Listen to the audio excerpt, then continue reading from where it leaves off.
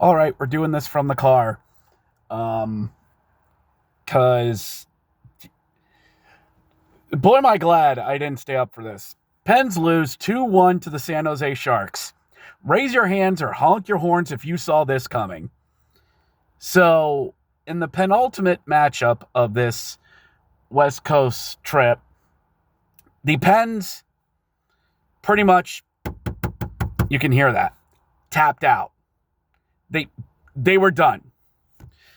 Horrible turnover by Ryan Shea, practically gifts a goal. Mikael Grenland gets the goal, my number 64. Oh, look, a former Penguin scoring on the Pittsburgh Penguins. When hasn't that happened? Ned was in goal last night, did everything he could. But it's another situation of the team letting down its goaltender in front of him. And when you can't beat a younger, younger rookie team in the Sharks, a team that isn't that good, who tells you up front, we're not that good, and you just get a clunker. Celebrini gets a goal with 3 minutes into the third. Brian Rust gets a goal waved off due to goaltender interference. That's your ball game. So, Pittsburgh Hockey Now said the game was just a gutless performance. And this entire road trip has been a roller coaster ride descent into heck. It peaked at the Kings, which again is looking more and more like a fluke. Sidney Crosby gets a goal. Whoopee. Got to keep that point per game average going.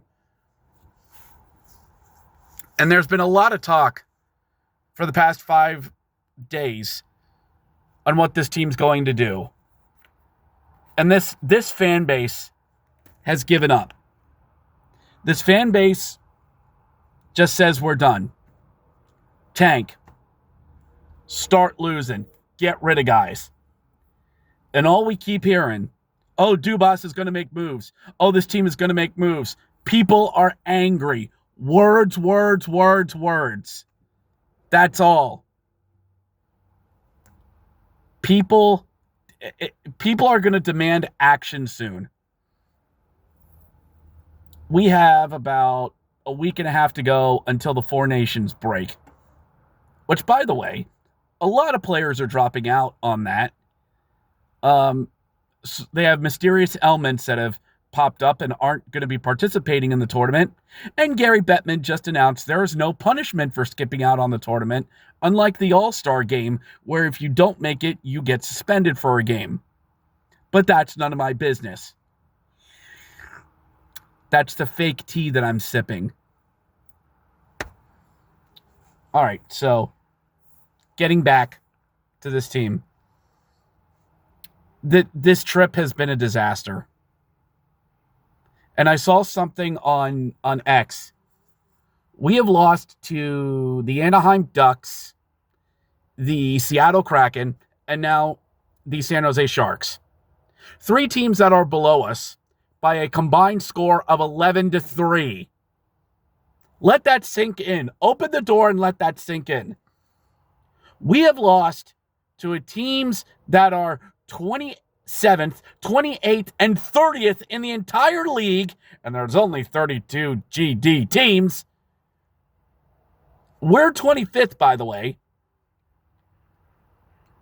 that are worse than us, and we've lost to them by a combined score of 11-3.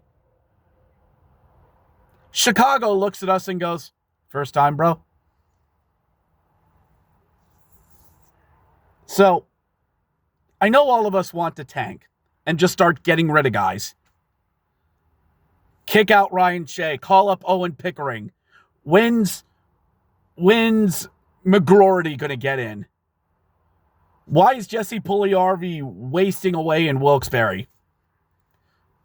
When are we going to call up Miroshov from Wheeling? But here's how this is going to go. Let me tell all of you how this is going to go. I feel like one of those burly guys who cut a political rant in their car by doing this, but I need the camera up like this, and I need to be wearing thick glasses. Do I have that here? Do I have that enough? Yeah. I need one of these on and probably a hat on. Be like, let me tell you why. Let me tell you why I feel how I feel. So here's how this season's going to go. We're going to stink it up until the Four Nations happens. And then, by the grace of the hockey gods, the toothless hockey gods, we're going to go on a run. We're going to get points in 7 out of 9 games heading into March. And that will be enough to have us in the hunt, quote unquote, which will lead to inaction at the trade deadline. Maybe a guy gets flipped. Maybe. But who are we getting rid of? And any one of you are saying Crosby to Colorado can go suck eggs. You know why? Because Biz is playing all of you.